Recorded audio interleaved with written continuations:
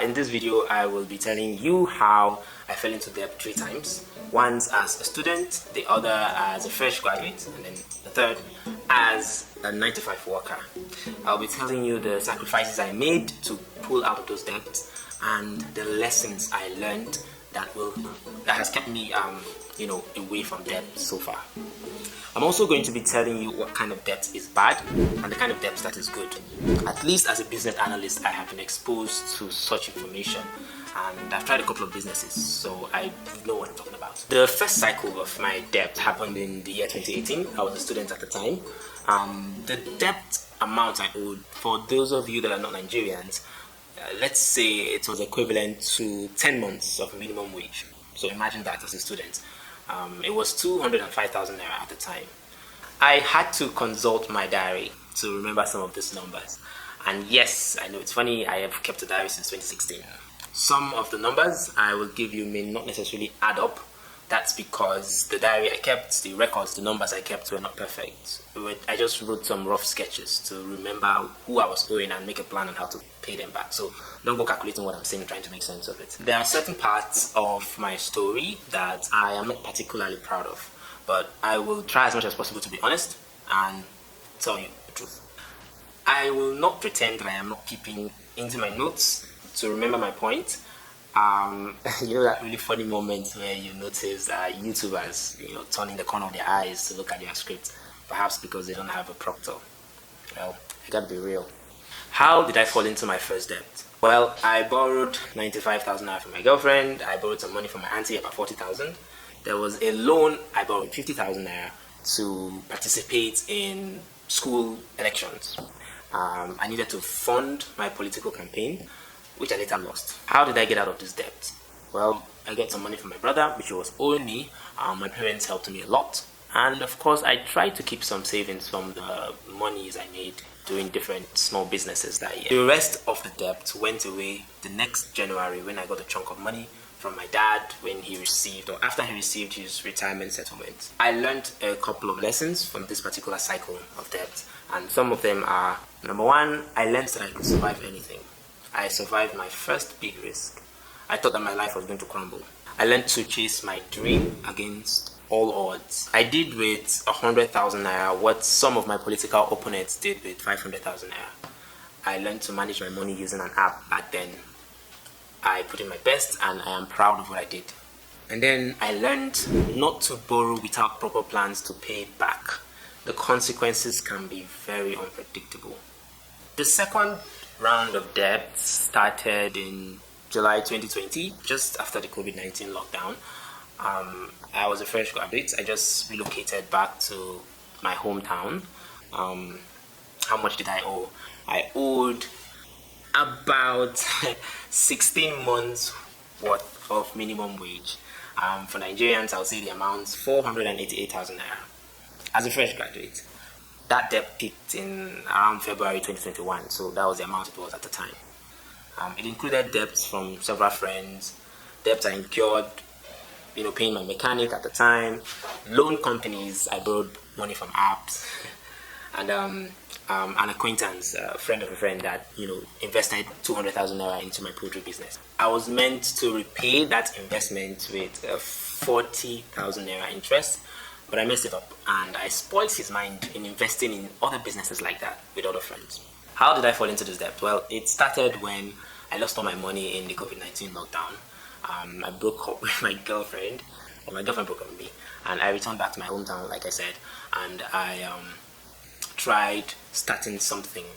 I started with a poultry business with an investment from my friend, and it didn't work out as well as I planned, and I had to go into Bolt. If you know Uber, you should know Bolt. E-hailing business with a car my mom gifted to me, and that is where the mechanic came in. I had to try to fix the car because it had been parked for 4 years.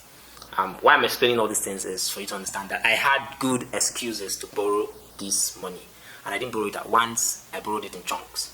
So it doesn't matter how good your excuses are. You need to be clear on how you plan to pay any money you want to borrow before you start borrowing.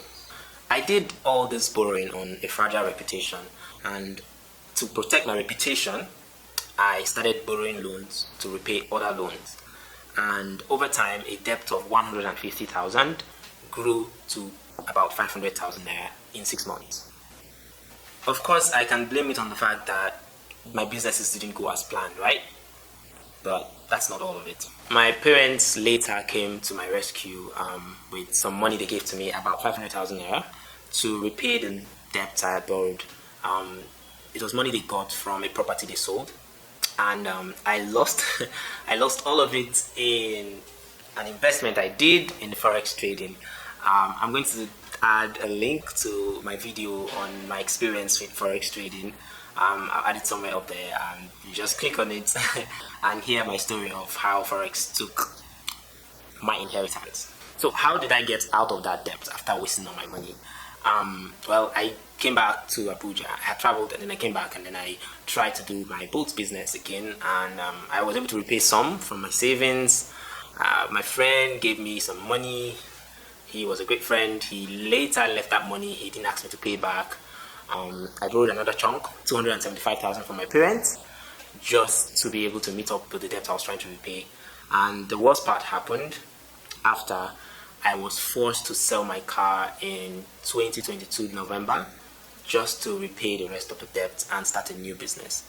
My mom let me keep about 80% of the money I made from selling the car, and it helped me clear the debt, keep some savings, and start a new business. And with all the lessons I learned, this business I started was one of the best businesses I ever did.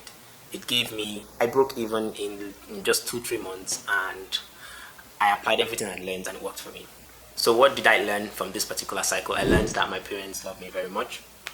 I learned that bad debts destroy good relationships. Bad idea. I learned never to use loan to repay loan, even if it costs you your reputation. Trust me, it is a time bomb. I learned never to rely on any business that has not proven itself to repay a loan. As a business analyst today, I learned that the only debt that is good is actually the type of debt you incur when you're trying to scale up a business. You started the business is doing well, you can define your profit margin, and you decide to scale up just to make more profit. That is when it's okay to borrow a loan. Anything aside from this is really not a good idea. I know that in some moments of emergency scenarios, you could actually borrow some money to meet up with someone's need, maybe people whose life are at risk or something. Some of those are excusable, but you need to tell yourself the truth. You need to balance it. You need to know when to stop yourself. Starting a new business with debt is a very bad idea, and you must be careful not to overscale your business so that your business do not begin to experience diminishing marginal returns on your investment. My third debt cycle was in 2020. I had a job. The job wasn't paying well. I incurred debt of an equivalent of 12 months of minimum wage. It was about 380,000 naira.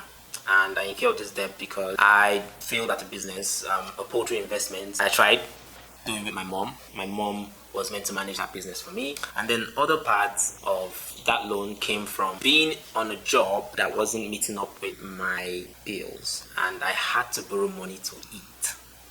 So how did I get out? I came across this book, The Richest Man in Babylon by George Clason, where I learned the 10-20-70 rule. I applied it faithfully on the money I was making from a new job I got that was paying much better, and I was able to clear my debts within 1 year. Lessons I learned. I learned first, never to do business with family members unless you are there to manage everything yourself. It is a big rule. I learned not to borrow money to maintain a poor paying job. I learned that the best way to avoid debt is discipline and then more income. A debt addict cannot recover unless you have a good paying job or a business that is meeting your needs and you live below your means. The 10-20-17 rule works. The rule works like this. You're meant to keep a tenth of all your income as your savings, which you will accumulate over time, and invest in 100% dependable proven business investment. 20% goes for debt repayment if you have debt, and then 70% you spend on your daily living. If you want to know more about this rule, just go get the book, Richest Man in Babylon. Not all debts are bad. Some debts are good if they will bring you more returns in the future. But borrowing indiscriminately without a means to pay back is a very bad idea, and it will bring chaos to your financial life. It will ruin your reputation and ruin your self-confidence as well. I opened this YouTube channel to share my life experiences and help young people like myself learn from it. I've learned quite a lot on managing debts and getting out of them. If you have any questions, you could drop them in the comment section. Like, subscribe to the channel. I'm looking forward to hearing from you. Thank you.